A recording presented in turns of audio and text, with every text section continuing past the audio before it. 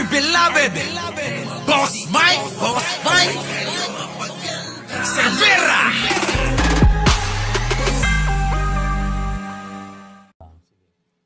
Mga kababayan mula Luzon, Visayas at sa Mindanao, ang kilabot ng mga dilis, kilabot ng hindi lang ng ating mga kababayan mula po sa ating minamahal na lungsod ng Caloocan, ang pride, ang sundalong matapang, matibay, may paninindigan at kayang patunayan at paninindigan ang pagmamahal sa bayan. Former Senator Antonio Sonny Trillanes IV.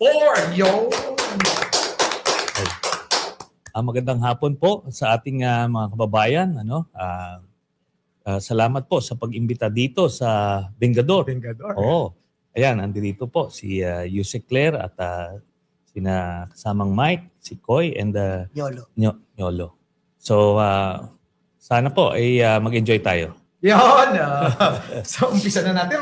Mag-e-enjoy Sek, nasa na ba ako yung itatanong ko kay Yusek kanina? Yung kay sa mag-asawa. Ibaling natin sa kanya. Oo. Sen, may tanong kami. Ano po masasabi nyo ngayon patungkol sa bagong-bagong issue dito sa mag-asawa, si Mans at saka kay Sarah? Hindi po sila nagsasama. Alam na po namin yun eh. Yung pong issue nila dun sa 1.6 tons na pinagbabawal na gamot. Sa madaling salita, shabu. Yun po yung issue ngayon nila na meron pong isang nagtuturo sa kanila na nagngangalang Ramil Madriaga. Sen, ano po? Kasi alam ko na banggit nyo na yan noon eh. Ito, talagang isang mabigat na issue to.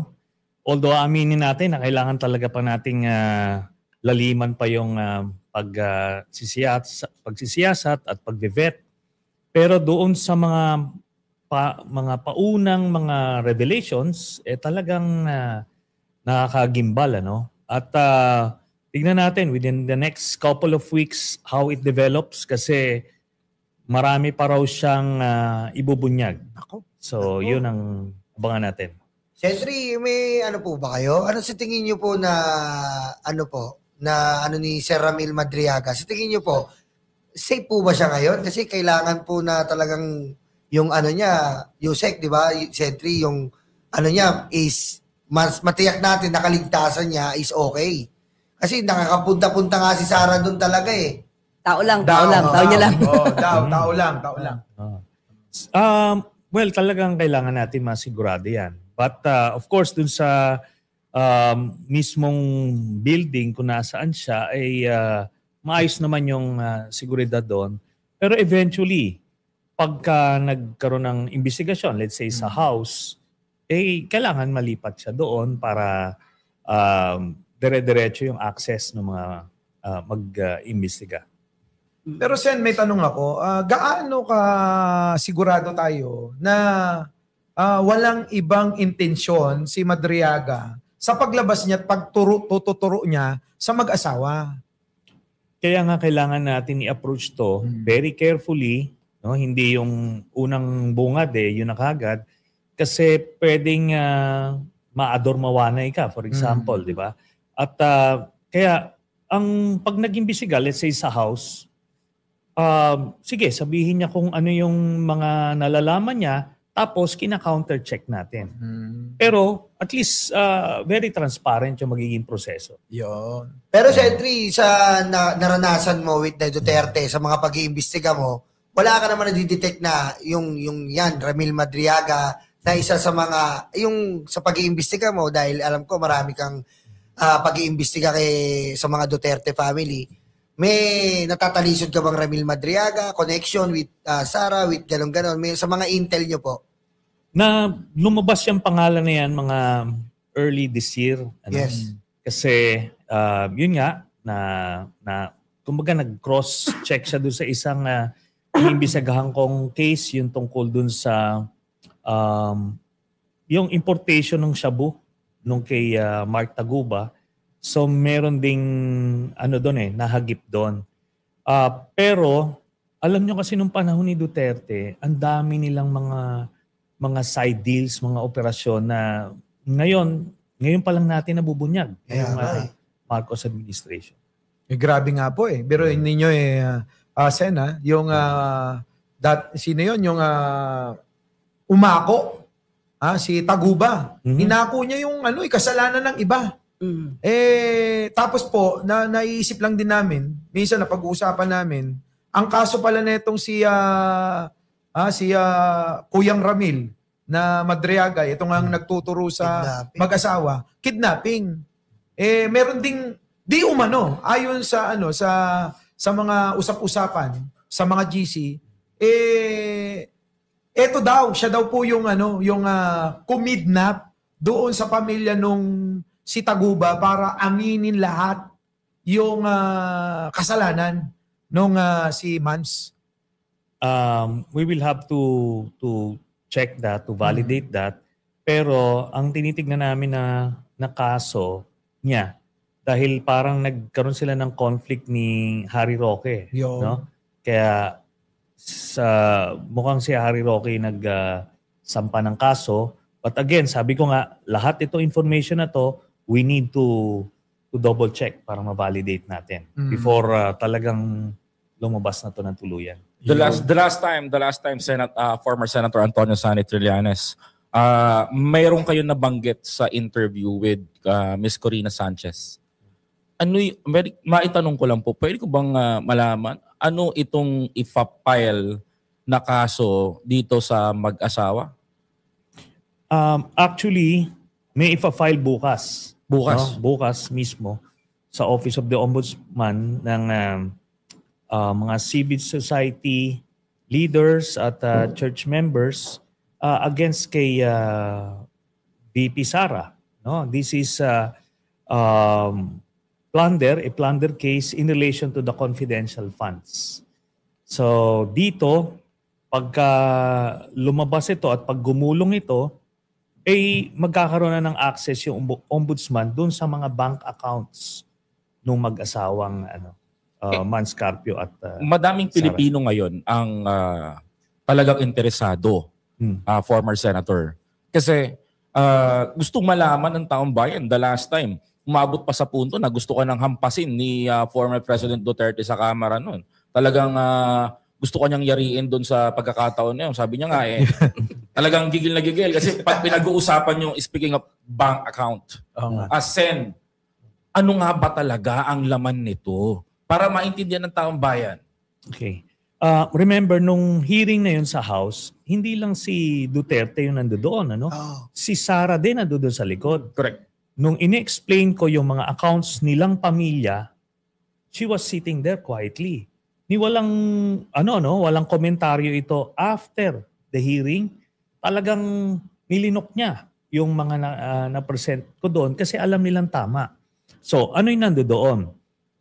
Na-discover natin itong joint account ni Digong at nito ni Sara ay nung last year niya ng 2015 bago siya maging presidente, 2014 to 2015, nag-withdraw ito, continuous withdrawals na umaabot sa 600 plus million pesos. At puro withdrawals So ibig sabihin nun, yung pera niya should be more than 600 million kasi wala namang pumapasok na deposit. Tapos, isa aspeto yon. Then, ang mabigat dito, yung nakita namin na merong dividendo sa isang drug lord na partner ni Michael Yang, ito si Sammy Uy. Every 6 months, nagde-deposit siya doon sa tatlong magkakapatid.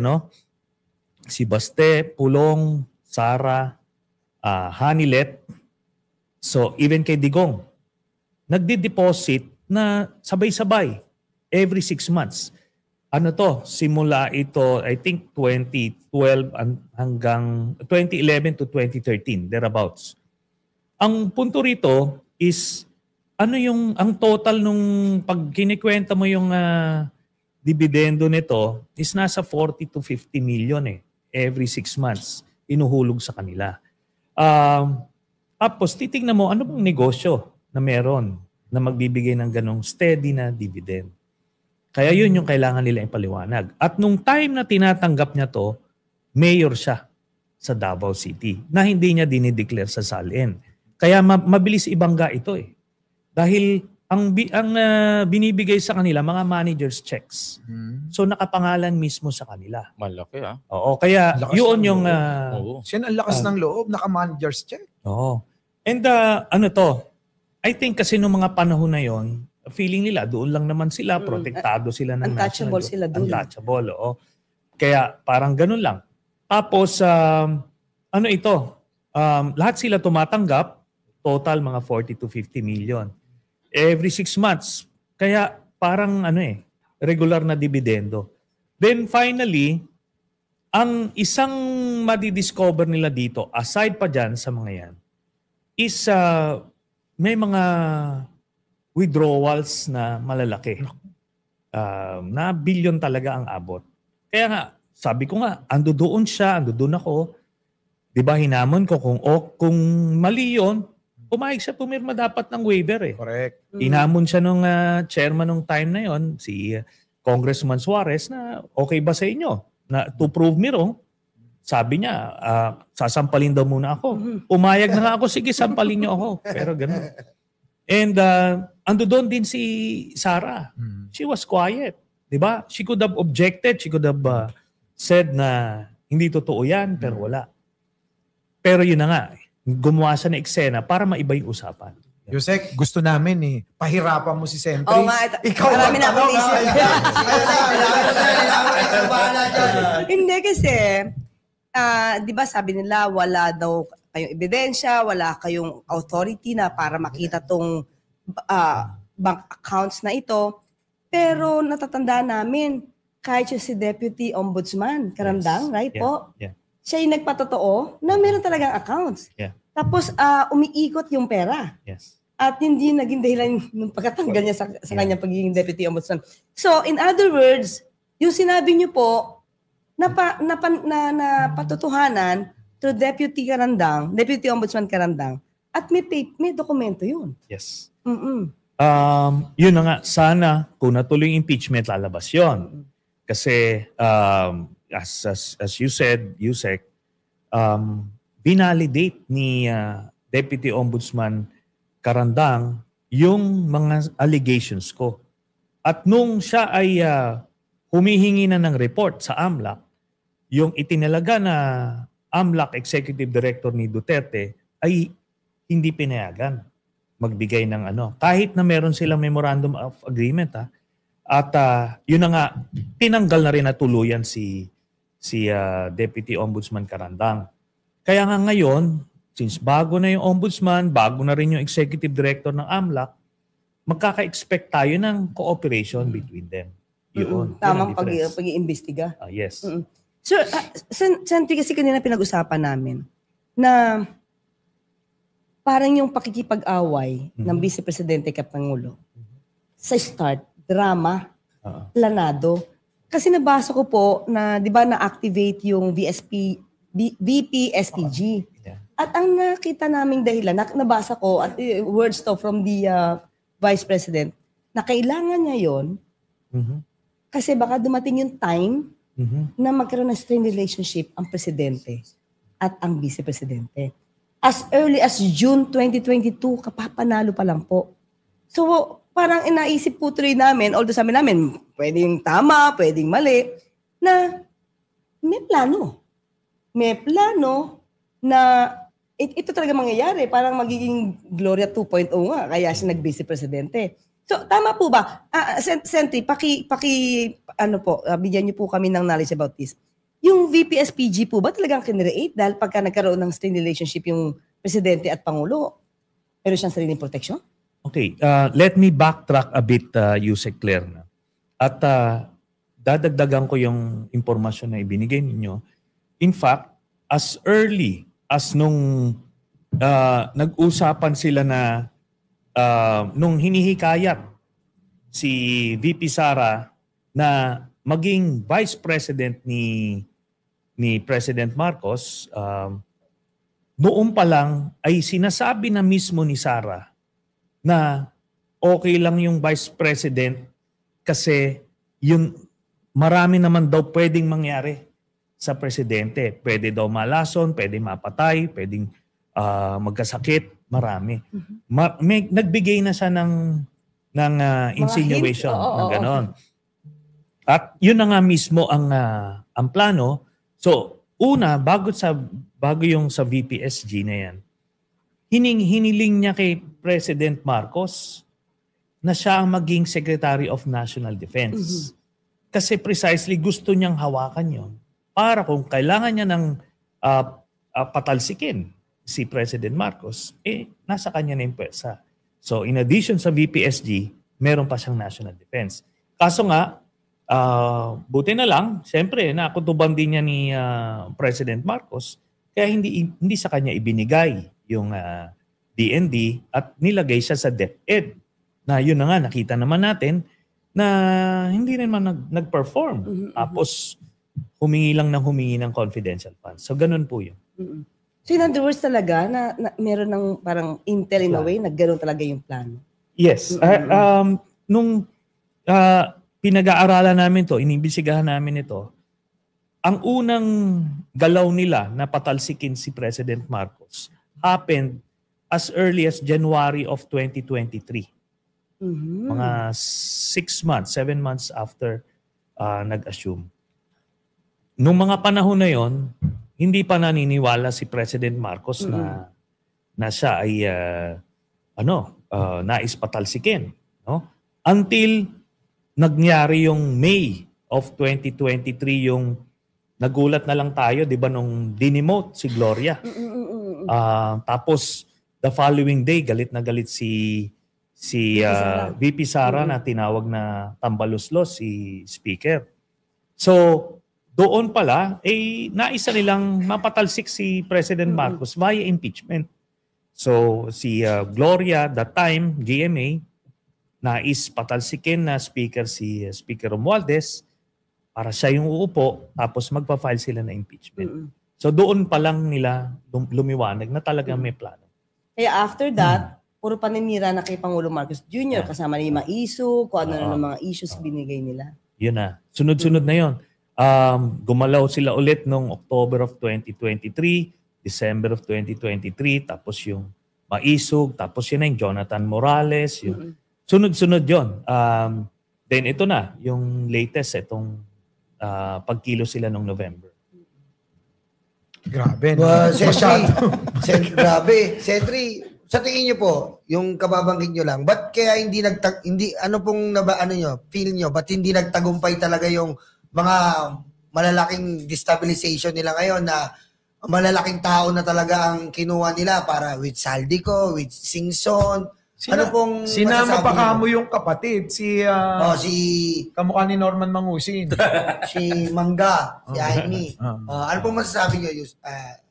Siguro, various factors. Unang-una, in-overestimate nila Duterte yung kanilang impluensya sa military. Ang pakiramdam nila noon, lalo na nung nandito pa si Digong, na one click lang daw pag sinabi ni Duterte na sama kayo sa akin, umaklas kayo, aaklas. Sinubukan niya yan nung October of 2023, yung nanawagan siya na i-audit nyo yung Kongreso, ganyan. Tapos, nung Maisog, gano'n na. January 2024 yon. Yun naman yung nagsalita siya at nanawagan na siya. Basically, niliwanag niya na nandito na ako. Kinausap nila ang liderato ng AFP.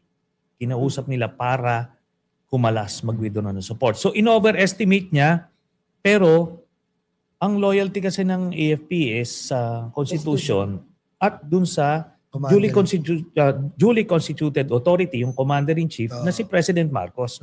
Nung nagretiro na siya as President, as Commander-in-Chief, hindi niya nabit-bit yung loyalty as he expected. So, na-overestimate niya yon. At the same time, na-underestimate din nila si President Marcos. Ina-assume nila na weak leader, na susuko lang, bibigay. So, yun ang two major factors na I think na kung bakit hindi nagtagumpay yung mga galaw na yun. Former Senator Antonio Sani Trillanes IV. Sir, Sir, para sa iyo, ikaw dati kasundal, at ikaw po ay dating sundalo. Yung katapangan ninyo nakita ng bayan sa mga ginawa nyo pong pag-aaklas laban noon sa gobyerno. Itong si President Bongbong Marcos ba, masasabi mo ba na mahinang leader? Ang indikasyon natin dito kasi ganito. Yung sinasabi nila sigurong weak leader dahil nakita nyo siya, malumanay siya. Di ba? Hindi siya nagmumura, hindi siya nag-ano. Pero alam nyo yung desisyon na hayaan makulong si Duterte, ay ano yan? It takes a lot of guts to do that. Ando doon na tayo na hindi niya desisyon yan yung na ipakulong siya kasi ICC independent yan. But still, doon nila nakita. Asa na ngayon yung nagtangkang magpatalsik na sabi nilang strong leader, siga, at nasaan yung sinasabing weak leader. So, tignan natin yung actions more than the words. Di ba? Isa, pamura-mura. Di ba? O tapos nung hinarap na sa ICC, medyo ano na. Di ba? Nawala na yung tapang. Yun. Ngayon, ito rin yung sinabato at kung sino-sino pa, matapang lang pag-ano. Mamaya Sen, puntahan natin si Bato. May tanong ako eh. Ito ay medyo nalito lang ako. Ang mga DDS kasi sinisisi si Pangulong Bongbong. Samantalang kayo yung aminado na nagpakulong kay Digong. Bakit po ba ganun? Diba, kayo umamin at noon pa man marami nang nagsasabit na ipapakitang ebidensya na hahabulin nyo siya, sila, kasama si Bato, Bongo, Sara at iba pa. Pero bakit si Pangulong Bongbong po yung sinisisi nila? Kailangan kasi nilang bigyan ng rason para magalit yung mga Duterte base kay President Marcos. Gaya nga nasabi mo, final namin to 2017 pa, gumulong ito. Hindi naman ito parang sinabi ni President Marcos na mag-issue kayo ng warrant kay ano. Hindi ganon. Kusang nag-issue ng warrant yung ICC base sa ebidensya na kalap nila at dahil doon, dinaan sa Interpol. Ano gagawin ni President Marcos? Aarborin siya. Papatalsikin nga siya eh. Kumbaga magde-defy ng international agreement. International agreement yan. Yung with the Interpol. Pagka merong na-issue ng red notice, tutulungan mo. Kasi tayo, tinutulungan. Ganun lang naman kasimple yon. Kaso nga, syempre, kailangan palabasin ng mga maka-Duterte na na para kagalitan. Pero ang sinasabi natin dito is yung strength or weakness ng isang presidente ay hindi mo nakikita yan sa demeanor. Yung pananalita, yung kung malumanay o hindi, o ito isa pag mura ng mura, di ba? Ay simple din lang naman. Yung kay Duterte, yung sinabi niyang strong leader siya pero ginamit niya sa masama eh. Di ba? Inabuso niya. Kung ang ginamit niya, yung kapangyarihan niya, yung kasigaan niya na yon, ginamit niya maghabol ng mga kurakot. Di sana wala. Habulin yung mga drug lord na tunay, kagaya nila Michael Yang, di sana wala. Kaso nga, kasabwat siya eh. Kasi doon sa pangungurakot, kagrupo niya itong mga ito. Tsaka ano dito, no, Sentry, no? Ang nangyayari po kasi dito, yan yung kanilang naratibo. Para nga tama kayo, magalit ang taong bayan kay Pangulo. Samantalang sabi nyo nga, 2017 pa ito na isampa. Correct. Ang hindi nila tinetake up, yung mga kamag-anak ng pinatay. Hindi ko sabing namatay, pinatay. Correct. Di ba? Pilipino yun eh. Nga po. Hindi naman foreigner yun. Opo. Yung mga nabiktima. Pero ang tutok nila para maging kaawa-awa ang dating ni dating Pangulong Duterte. Kawawa siya. May edad siya. Dinala niya pa sa ibang bansa. Ang hindi nila tinitignan at hindi nila talaga tinututukan, paano yung pinatay? Nang walang kalaban-laban. Correct. Walang due process. Walang ano. At talagang pinlano at may dagdag lang tayo. At dadagdag ko na rin, Sentry, alam ito ni Mayor Magalong. Uy! Nagmamagalong! Di ba ano siya dati? Ano siya na Oversight Committee head. Hindi ordinaryo yung kanyang function, yung kanyang posisyon.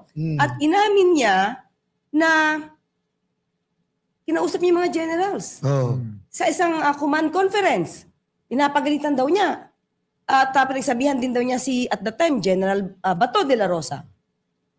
Kumbaga pinapalam niya, mali yan. Kasi nakita daw niya na may mga sa listahan na talagang pinatay lang. Ang tanong ko, Sentry, kayo naman magkaibigan ni Mayor Magalong. Magkaibigan po kayo, Sen, ha? May dinimanda ba siya? May nireklamo ba siya na mga generals na napatunayan naman niya na talagang lumabag sa batas? May record ba tayo? Ito po yan, no? In addition sa sinabi nyo, Yusek Claire, sinamin mismo ni Mayor Magalong na sang-ayon siya dun sa war on drugs. So in short, wala siyang reklamo. Na nag-work pa nga daw, sabi niya, may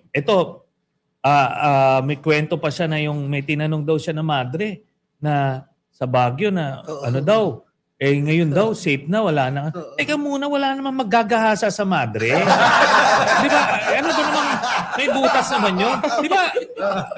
Walang gumagalaw. Kahit yung mga snatcher, hindi nila ginagalaw yan. Bakit sasabihin? Mga drama naman kasi. Pero anyway, ang bottom line nito, he was part of it. Kasi ando doon siya sa higher echelons niyan. Pero yun na nga, that's a side issue. But makikita mo yung ano niya, inamin niyang admiration niya kay mga estilo ni Duterte. And let me just add yung sinasabi niyo. Yung mga Duterte, nung kasagsagan nung patayan na yon, pinagmamalaki nila yung patayan. Tama yan. Ngayon, parang they are denying that it ever happened. 'Di ba?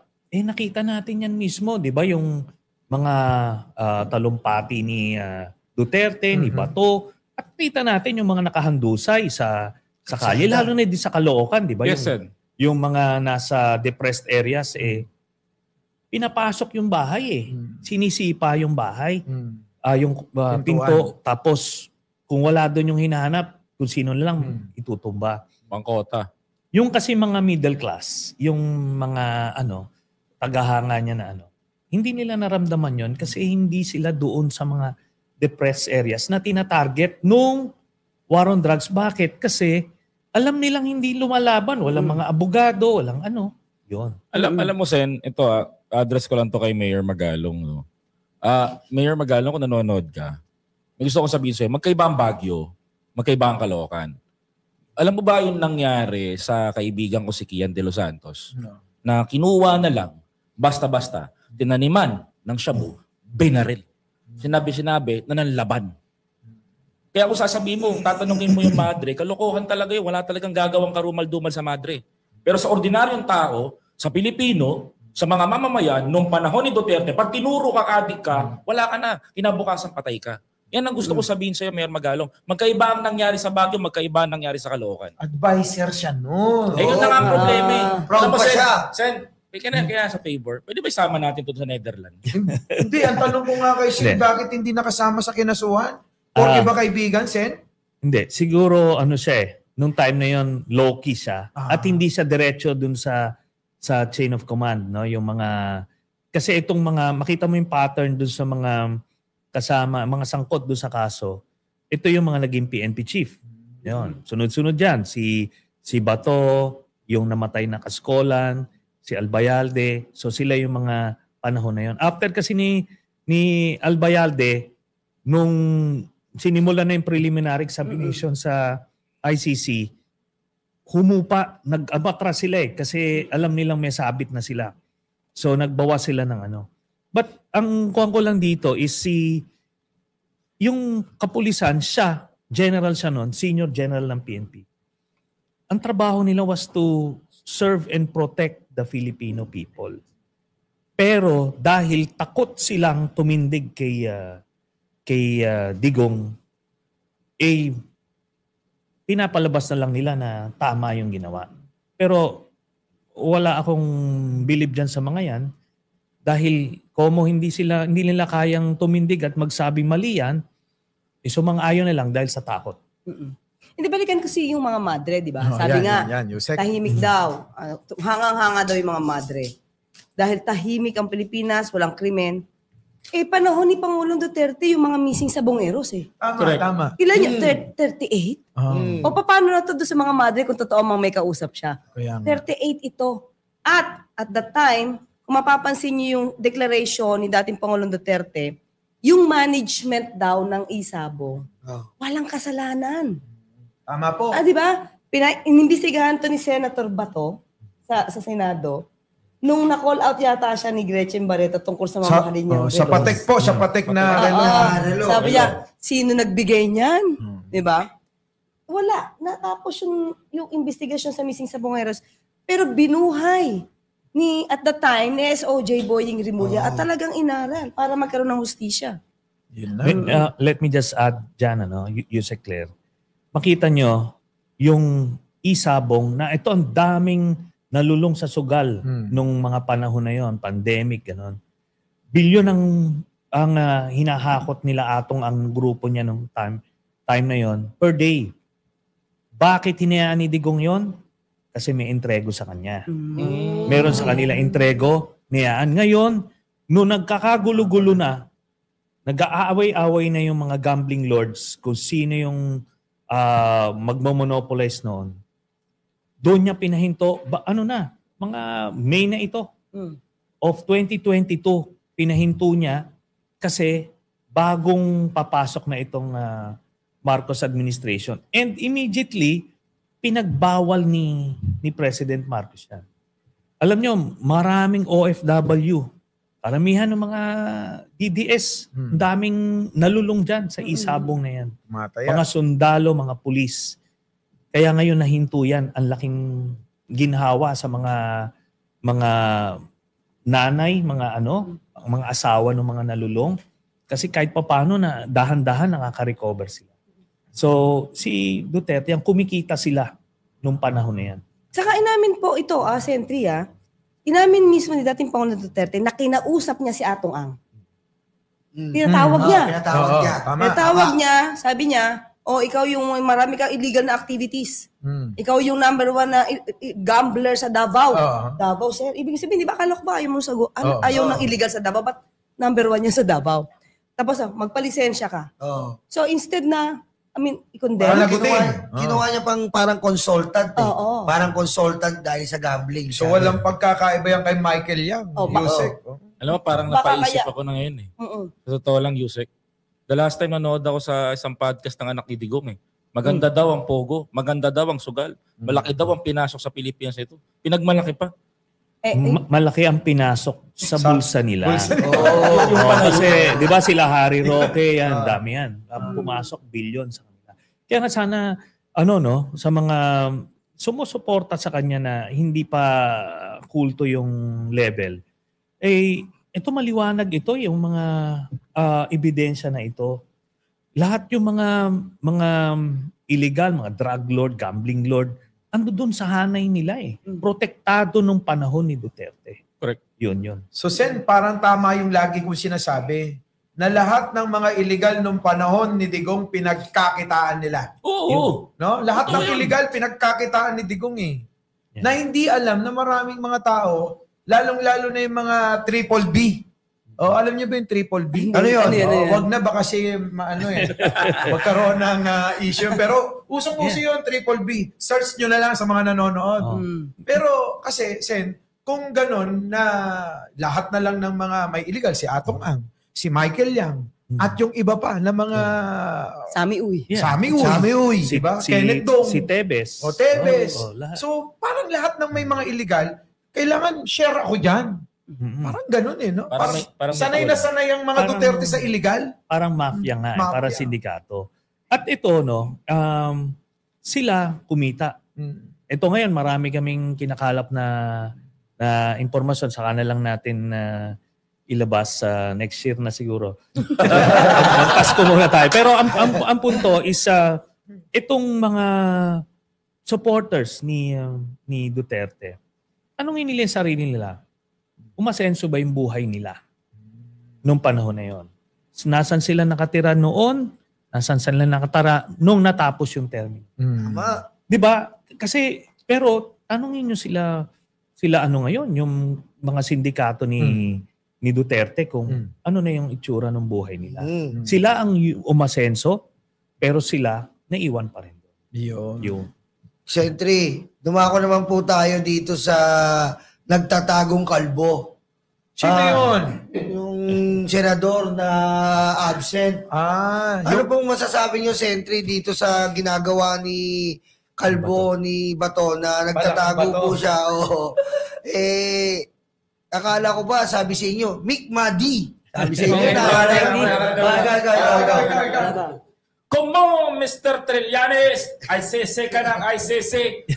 Sige, mag-nak-nak ka ng nak-nak. Sumama ka pa magpusas. Mick Madi. Mick my day. Mick Madi! Ayan. Sen, Oh. Sen? anong masasabi nyo ron? Kasi Okay. talagang Kasi kayo nagbabayad yan. makasagot yan, Sen, eh. Ito yung sitwasyon diyan. Nagtataka siya. Meron ba talagang warrant O wala. o wala? 'Di ba? O kasi pagtatanungin mo yung mga ahensya ng gobyerno ngayon, walang warrant. Tingin bakit ka nagtatago, 'di ba? Ang problema niya ngayon dito, siguro ngayon isang buwan. Bigyan lang natin ng ilang pampanahon. May magfa-file ng ethics case sa kanya. Dahil kung walang warrant na mapuproduce, bakit ka nagtatago? Wala kang rason na nag-a-absent ka. Tama. 'Di ba? So 'yun ang ano dito. Ngayon kung dumungaw naman siya, ano ngayon ang mangyayari? Paano mo lang pagpipilian? Di ba? Hindi, nasa kanya yun. Oo. Pero kasi Ang hirap naman yan. pero kasi binoto siya eh. Binoto siya, may mandato siya, kailangan pumasok ka. Kasi sabi ko nga may dalawang presidents dito. Yung case namin ni Sen Laila, ni Kong Laila ngayon, naditini kami nung 2003 to 2007 nung nagsenador ako, nakadetain siya rin, nakadetain. Pero nagpa-function kami. Nagpa-file ako ng bills and resolutions. Tapos nag-conduct na ako ng committee hearing sa loob ng detention facility. At yun yung pagpataas ng sweldo ng sundalo, police, government employees. Doon yun kinandak sa loob ng kulungan. Nice. So in short, nagpa-function kami. Si Senator Lacson, nung time na kinasuhan din siya ni GMA dahil tinatarget din siya. So he felt unjustly persecuted, kaya nagtago siya. So yun ang similarity ni Bato. After 9 months na nagtatago si Senator Lacson, kinandado yung opisina niya. Hindi na nirilisan ng pondo, yung mga empleyado niya, inabsorb na ng Senate Secretariat. Ganon ang pwede mangyari kay Bato. Si Senator Lacson, may warrant na ang feeling niya, hindi ako yan. Prinaject siya ni Itong isa, wala pa naman warrant. Walang nakikitang warrant. Di ba? Kahit anino, wala. Even sa Supreme Court, sinabi nga ng Solgen, premature yung application mo ng TRO kasi wala namang warrant. No. So, bakit ka in short, wala kang reason magtatago. Ngayon, pagka nag-decide ng ethics case, pwede siyang matanggal dyan. At sa 2028 ngayon, yung second half ng termino niya, ipapasa na dun sa number 13. Baliwala na. Dapat. Ang sabi ko kasi kay Bato, sumunod dito sa Netherlands. Marami akong plano. Ipagluto niya ako ng munggo. Alam mo, Sani.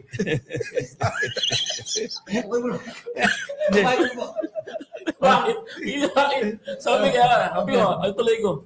Alam mo, Sani, believe talaga ako sa'yo. Kasi kasama mo yung idol ko na Yusek Claire Castro. Sani, Aluin mo na si Yusek. kapag Yusek Claire kapag pwede ba mag-tandem kayong dalawa. Uuwi ako ng Pilipinas, mag-uli ako sa Davao. Sabihan ko ang mga tao doon na ako, iboboto ko si Sani kapag kasama si Yusikli. Okay na Sani, si Bato. Matanggal man yun sa Senado. Batis na tayo, dili na kita batuhin ng microphone. Ay, naku, Yusek, may tanong ka pa ba? May revelation kasi. Alam mo naman, pinanonood ko si Senator Trillanes eh. Sabi niya, ang susunod daw ay si Senator Bongo at saka si General Albayalde. Oo nga. Eh, in-announce mo yun, Sentry. Oo nga. Baka magtago din. Oo nga. Oo. Actually, kung gagawin yan ni Bongo, edi -1 ka na naman na problema sa sa Senado. Oo, kasi 'di ba nagtatangka sila constantly na na papatalsikin daw nila si Senator Soto. Edi kumaga hindi kawalan, no? Hindi kawalan. Pero itong dun sa kaso nila, sabi ko nga it may develop into up to the issuance of a warrant. Pero it's up to the ICC to do that. Pwede silang suddenly huminto sila after Bongo o pwede na ituloy. Pero meron silang ibang mga nalistang mga sangkot. Yun nga na-mention ko doon sa aking post. Sen, paano yan nalalapit na, di ba, Yusek? Nalalapit na rin yung may nag-file na ng bagong impeachment na nagpaplano na i-file sa February.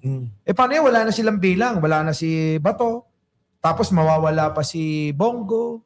At yung iba, parang magbabakasyon pa sa ibang bansa. Hindi. Pinayagan ba si Senator Jinggoy? Magbabakasyon sa Zelda.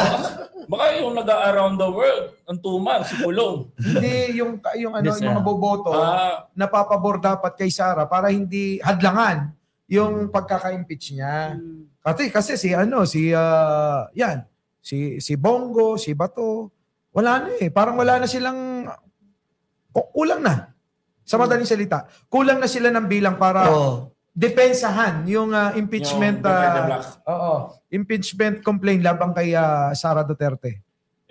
Maganda 'yon para sa sambayanan. Pero ito yan. Base dun sa bagong ruling ng Supreme Court, pagka nag-file ng impeachment at may magpa-file ng impeachment ito sa civil society, dun sa mga progresibong grupo, so kailangan aksyonan niya ng House. At sabi ng Supreme Court, kailangan mag-conduct ng hearing sa House. Di parang quadcom yan. Doon pa lang, hindi makakakontra ito. Sina Marcoleta, yung mga DDS senators, hindi nila makaharas yung mga testigo. So magkakaroon ng panahon na makakakalap ng ebidensya at makikita ng taong bayan. Doon pa lang. Now, without any interference from the Duterte senators. So it's even better para sa taong bayan na makita yung katotohanan dito. Correct. Pero ang tanong ko ito. Sige, Yusek. Kasi sabi ni Sentry, magpa-file Friday. Tomorrow na yun. Yeah, tomorrow. Plunder. Plunder. Sabi ni Ombudsman, medyo mas madali daw pag malversation of public funds. Sila naman yung mag-assess. Oo, kagaya ng kunyari, pag nag-file sa kanila, magpa-fact finding sila, pag nakita nila ang angkop na kaso ay malversation, di malversation po yung ipa-file nila. Pero yeah. Pag heinous crime ito, na sa plunder, maski na yung malversation of public funds, depende sa amount, pwedeng maging no bail. Kung, ayoko na mag-speculate, kung lang po, in general, masampahan, baka sabihin nila, hindi kami pwedeng ikulong kasi vice president kami. Impeachable impeachable officer siya. Well, he would have to make a recommendation sa appropriate body, the House of Representatives, na tipong, impeachable officer ito. So, may nakita kaming probable cause. You do your thing. Ganon. Ito lang sa akin, analysis ko lang to. Kasi kayo, di ba sabi nyo nga, nakulong kayo. Pero nagtuloy kayo nagtrabaho, di ba? Yeah. At that time, sumusweldo kayo, pero tuloy Yes. kayo. So, ang Vice Presidente, hindi naman siya, wala siyang immunity from suit. Yeah. So, pwede siyang sampahan. Yes. So, pag nakulong siya, pwede naman siyang mag-work from the jail. So yan, it's going to be a test case kasi wala pang mga precedents diyan. So pwede ka naman pag sinampahan ka ng kaso, kung ma-detain ka man, hindi ka naman tinatanggalan ng Yes. titulo. Yung impeachment is tatanggalan ka ng titulo. Kaya pwede siyang isabay. Impeach ka, same time ka Hindi nga, ang mangyayari, sir, yung naging nangyari sa inyo. Yeah. Saka ni Senator Leila de Lima. Nagtrabaho, hindi tanggal sa posisyon, kahit nakakulong. So, pwedeng gano'n. Kasi, Pwede. Ang immunity from suit kasi ng members of Congress kung yung mga 6 years and below yung mga kaso. Pagka beyond that, wala kang immunity at during session. So itong sa kanya, walang nakadetalye. yes, opo. So of course, they will try to seek judicial remedy sa Korte Suprema, pero we will see kung ano magiging desisyon. Pero pwedeng sabayin yon. Yung investigasyon, for sure, walang pigil yon. Pwede siya imbestigahan. Then, Kasi ang pwede rin- presidente lang naman na may immunity from suit. Yes. So, yun din yung nakikita ko. Baka pwede, kung no bail ito, pwede makulong. Nako. Yun ang Oh. tingin ko. Yun ang tingin ko. At magtrabaho siya habang nakakulong, katulad nung nangyari kay Senator Trillanes. Hindi na siya makakapag-travel, Yusek. Ayun lang nga. Yun lang ang mahirap. Ang hirap nun, Yusek. At saka meron pa akong isang tanong eh. Mm. Kay ano naman po yung gustong mag-around the world? Yung pong best friend po ninyo. Eh di po ba dati malaki katawan nun, parang singlaki ni Rocky Halos yun eh. Si Pulong. Eh di lumiit, nakita nyo naman, di ba? Parang na siyang natuyot. Eh, ang hinala nga ng iba, may malalang sakit. Ang tanong ko, hindi po doon sa kanyang kalusugan, Sentry. Paano na ngayon yung tato, yung code, baka hindi na mabasa? Diba? Kasi kumulubot na eh. Kumulubot na.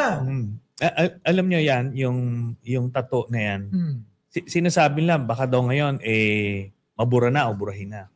Ang problema kasi, meron dyan pag miyembro ka ng triad, pagka dinisown mo sila, ano yan, parang death warrant mo yan. Heal na heal. Oo, kasi hindi ka pwedeng kumalas. Once pumasok ka, hindi ka pwedeng kumalas. So kaya hindi niya pwedeng burahin yon. Yun ang problema niya. Kaya ako, nung time na yon, confident ako eh. Sabi ko, pakita mo. Ayun, namilipid sila doon. Hindi nila alam na yun ang tatanong. Pero umamin siya nung una na may tattoo siya sa likod. Di ba? Umamin siya on record. O sabi ko, yan yung sign ng membership. So, dragon tattoo. Ganyan.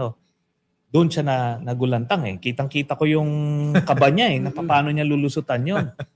Sabi ko, pwede ka naman pumunta lang sa isang sulok, sa isang kwarto na bakante doon. Ipicturean lang ng Sergeant at Arms, tapos i-present. Kung wala, kung hindi man, kung picture man ng bulaklak yung nasa likod niya, di ba? It would have been enough na masira ako eh. Oo. Pero hindi eh. Paano sa pag Tweety Bird? Oo nga, baka sisiyo.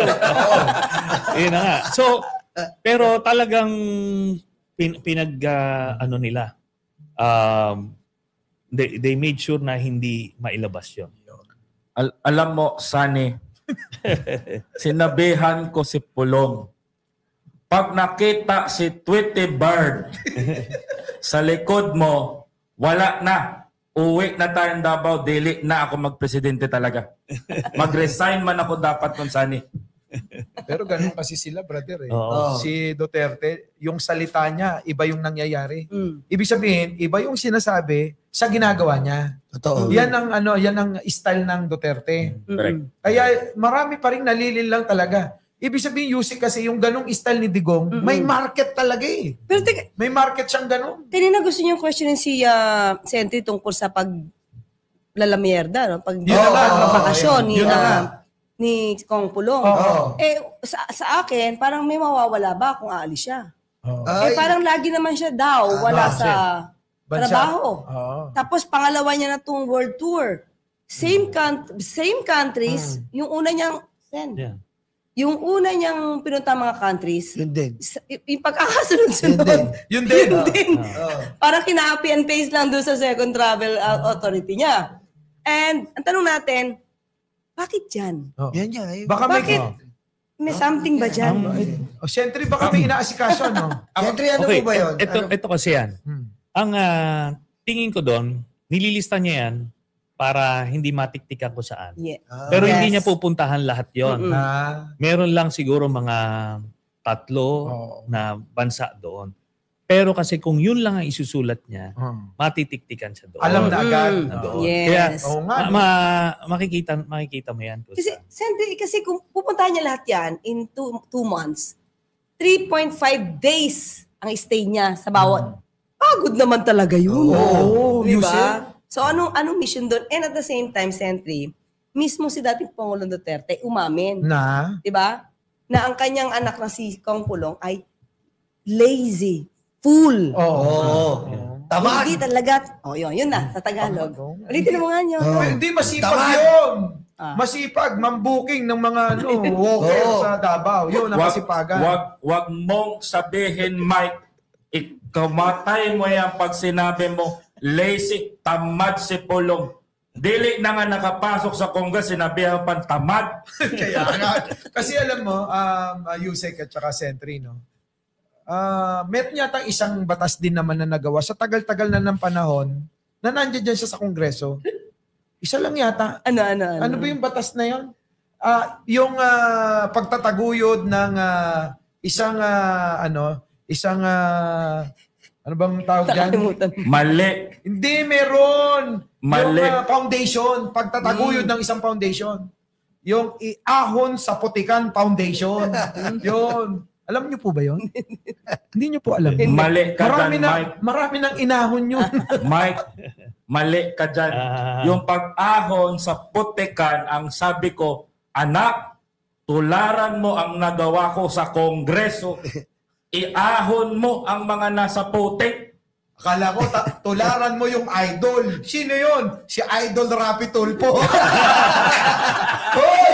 Hoy! Hoy, ano ba yun? Idol. Hoy! Idol, oh! Jerry! Ay, teka muna. O, Yusik, ano masasabi mo doon? Merong issue daw. Hala ka, may offer. Tawagan natin. Sen Rafi, totoo ba yan? 250 daw hanggang 300.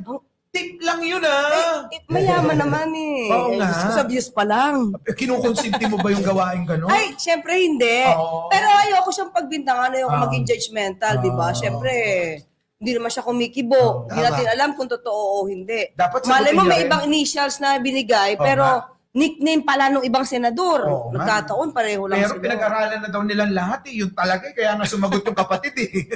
Sen, ano masasabi mo doon? No comment. Ako, parang ano yun eh. Mali naman kasi. Ano yun eh. Parang ano yun eh. Sasagot ni Sen. Ang initials, alata naman eh. Sino?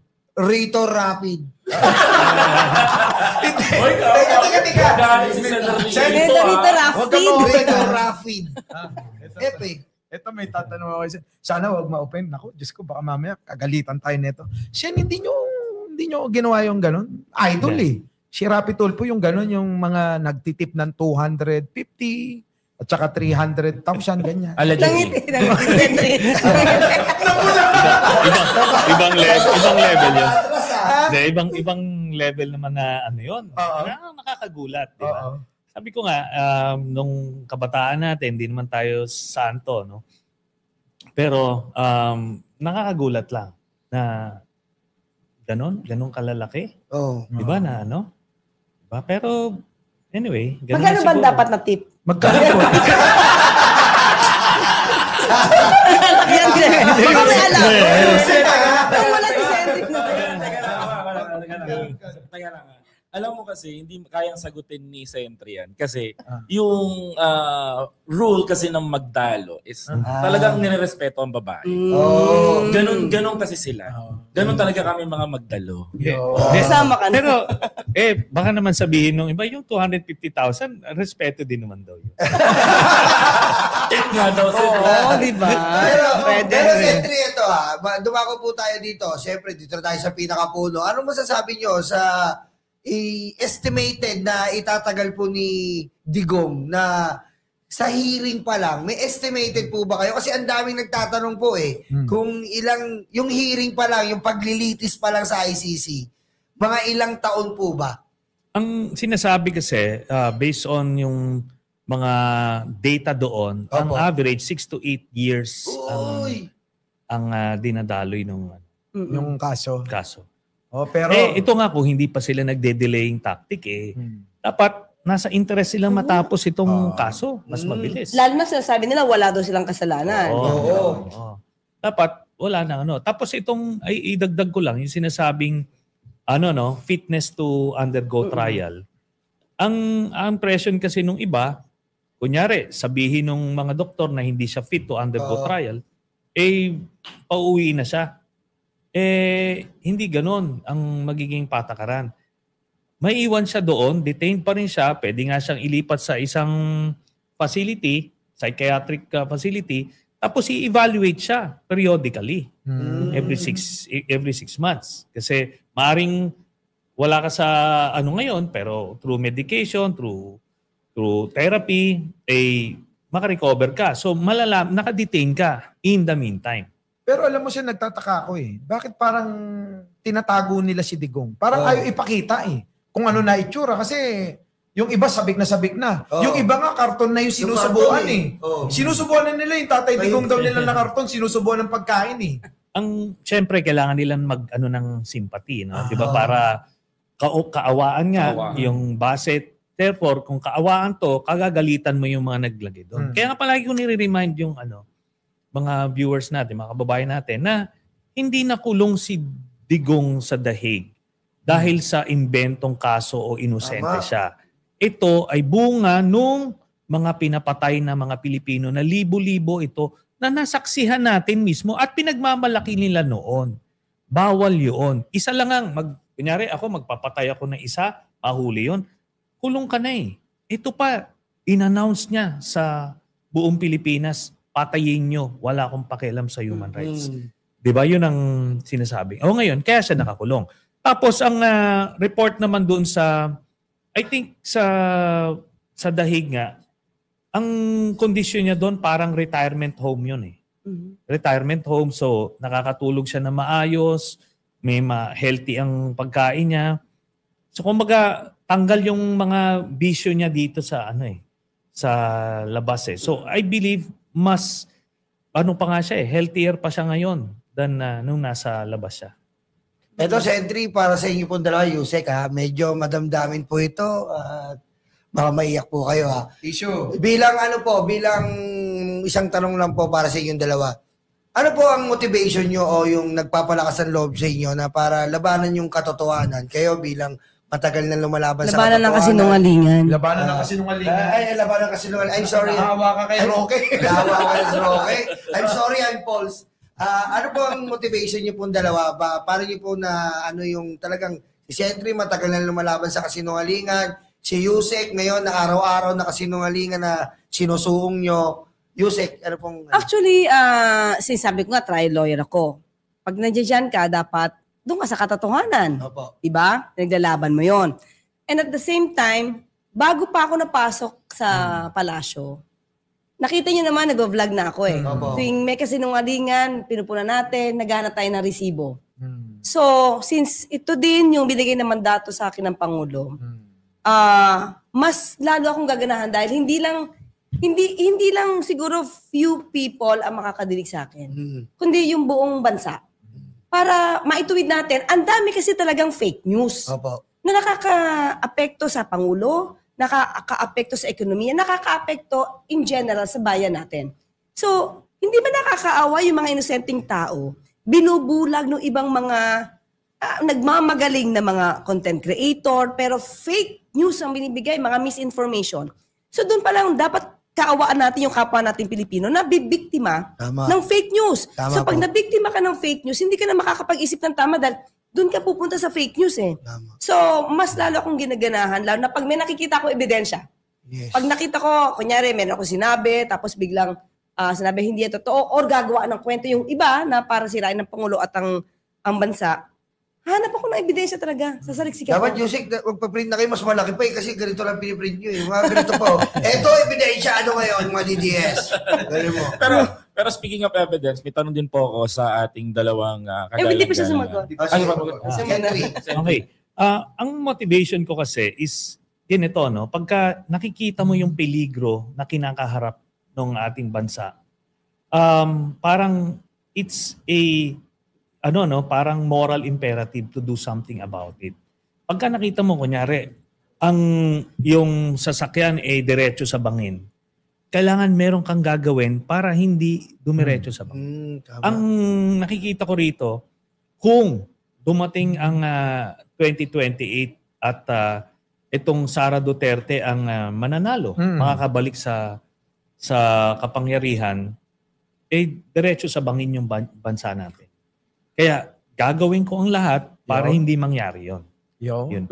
Akala ko po kasi diretso sa impyerno dahil sabi niya siya yung magiging presidente. Pag napunta sa impyerno, sabi niya siya yung presidente. Dami niya yan.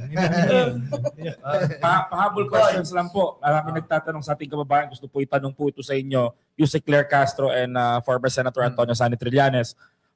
Kung si Pulong Duterte daw po ay inignore ang ICI at si Congressman Sandro Marcos naman daw po ay hinarap ang ICI, sino po ba daw dapat ang mas matimbang sa dalawa? Yung nagsasalita po ba o yung nagtatago? Para ho sa inyo ano po ba sila? Well, sabi ko, kahit hindi si Congressman Sandro Marcos, lahat na natin yung mga taong pumunta't ginalang ang mandato ng ICI. Nakipag-cooperate sila, nagsalita sila, binigay nila yung sarili nilang version ng kwento nila. Doon pa lang dapat igalang mo na eh. Kesa doon sa tao na pwede ka naman magboluntaryo kung wala ka namang tinatago. Pwede mo naman sabihin kung ano yung katotohanan dahil sabi mo yung malinis naman. Itong nagastos na 51B sa First District ng Davao. So bakit bakit mo pipintasan yung ICI para lang makaiwas ka? Samantala yung iba, mga senador pa, pumunta at nagbigay galang sa ICI para ibigay yung kanilang sariling kwento o sariling facts. Diba? Sentry. I agree kay Yusek Claire. Ang sana lang nakikita ng mga supporters nila yan. Ano yan night and day. 'Di ba? Humarap ka, ginisa ka doon mo makikita na wala kang tinatago, handa kang harapin. Itong isa nagtago Dapat yung pala makita nila, bakit nagtatago? Idol ko tong mga Duterte, pero bakit nagtatago sila? Di ba? Si Sentry talaga nananakit to. Di ba parang siguro naman medyo may konting mga katanungan sa isip mo.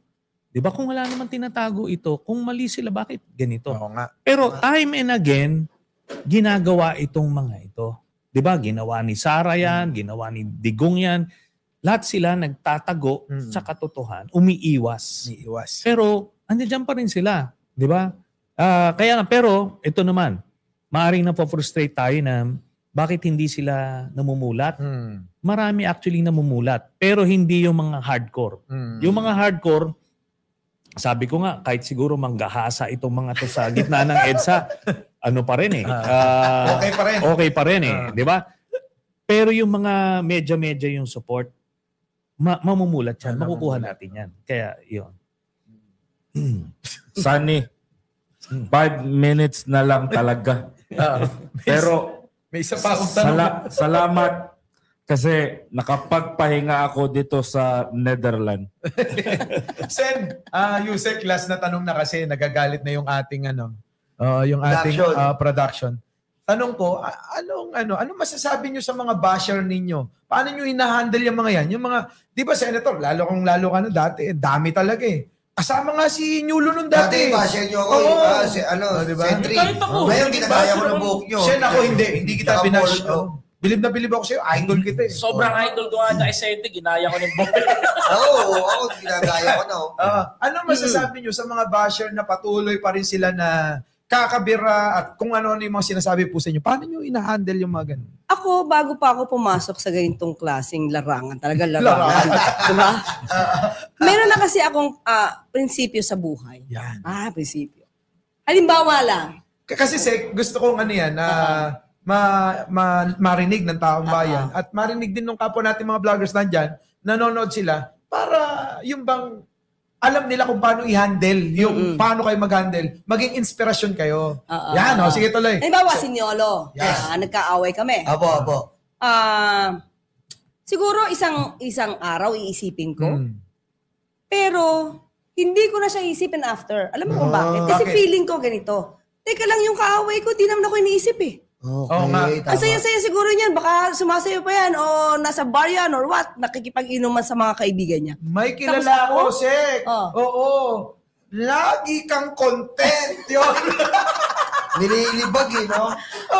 Halos mayat-maya. Diba? Halos lahat ng content niya kadikit yung pangalan mo. Tingin ko ganito naman yan. Di ba? Binubuhay Galit siya sa akin, maybe. Pero ginagamit niya ako. Hindi siya dapat magalit sa akin kasi ginagamit niya yung pangalan ko para kumita. Opo. Di ba dapat magpasalamat ka? Thank you, Yussi Claire, kasi I'm using your name. Tama. Balita ko siya kay dati mo rin yung kaibigan eh. Ano mo naman, kasi pag mga vloggers, kahit hindi mga kayo nakikita talaga, I mean, di ba? Tulad natin. Si Niolo, first time ko nakita. Pero parang close na. Pero pangit, Yusik ang pangit naging kaibigan mo mga yun. Sumbatero. Pero kami solid kami, Sek. Solid kami. Lahat kami, may konting okay lang yan. Nagagawa ng paraan. Diba? Sen! Kaya ganun na, di ba? Kung di kita iisipin, hindi ako mababother eh. Makakagawa ko ng trabaho ko. Kaya isa pa, pagka binabash mo ako, feeling ko tuloy, effective ako. Di ba? Para bang masyado ka nasasaktan kasi may sinasabi ako na nasasaktan ka. So feeling ko, sorry, effective ako. Kaya sa mga garapata, sorry po. So ang sa akin naman, alam ko na may kasabihan, di ba? Please all and you please none. Meron at meron talagang magdi-disagree sa atin. Tapos yung mga bashers na yan, meron dyan yung mga professionals talaga, yung kumikita, yung mga troll. At meron din yung talagang idolong-idolo nila sila Digong. Kaya no matter what, andun sila. Pero ako ang audience ko, primarily yung mga moderates lang. Yung malabnaw yung paniniwala na kaya ko pang makumbinse based on what I'm presenting. Kaya hindi ako nababother sa kanila. And isang trick, hindi ako yung directly nag-handle sa mga social media accounts. Hindi ko nababasa yung mga masasakit na comments. It helps talaga, it helps. Yun. Pero alam nyo, anak ko, bitin na bitin yung mga manonood. Bitin na bitin kami tatlo. Bitin na bitin, Yusek at saka Sentry. Sana maulit. Nagsama kasi. Sana maulit. Kaya lang kasi talagang yung oras natin eh. Pasok na sila. Sabi ko nga, mabibitin tayo dito. Kanina pa kami ano ba, extend tayo. Kasi, meron ko gano'n, hindi eh. Ito yung Sentry. Yusek, huling last message po sa ating mga manonood po. Unang-una, maraming salamat kay Niolo, Boss Mike, and Koy. At naimbitahan kami dito. At masaya po ako na nakasama ko si Sentry. So, sana maulit. Maraming salamat. Okay. Muli, salamat sa Bengador for the invitation, kay Niolo, kay Mike, kay Biyahe ni Koy, at kay Yusek Claire na nakita natin finally. Ulit, So, sa mga kababayan natin, I hope marami tayong pulot na impormasyon ngayon. Yun. Paano? Nakita niyo na kung gaano kalakas yung Bengador. Yan ang sinasabi ko sa inyo. Ganyan po kalakas ang Bengador. Kita-kita niyo ang tagapagtanggol ng katotohanan. Kasama namin ang dalawang sugo ng katotohanan. Sentry, Yusek Claire. Saan ka pa? Bengador na. Pasok, Boss Mike. Ayan, at nagpapasalamat kami sa mga kababayan natin mula Luzon, Visayas, Mindanao na naninindigan, lalo sa mga taga Mindanao, taga Davao. Hello! Kasama natin ngayon nakasama natin si former Senator Antonio Sani Trillanes and Yusek Claire Castro. Former Senator Antonio Sani Trillanes, welcome po sa bahay ng mga loyalista. Yun. Maraming salamat. And Yusek Claire, thank you very much po. Thank Alam you ko po. napaka-busy nyo po. Pero shoutout ko lang pare. Shoutout nga pala sa mga tropa ko Magdalo Party List. Hello po sa inyo. Shoutout Magdalo. At ito, ito masasabi ko talagang itong dalawa na to, certified bengkador. Yun! Maraming salamat, Sen. Yusek at sana maulit ito. Sana maulit to. Kaya Grabe ko to. kay Boss Arlen kung... Oo, di ba? Outro na. Ayun po, maraming salamat po. Magkita-kita po tayo hanggang susunod. Ito po ang Bengador. Dahil kami ang apoy na susunog sa inyo. Bye-bye! Okay. Ay, nako.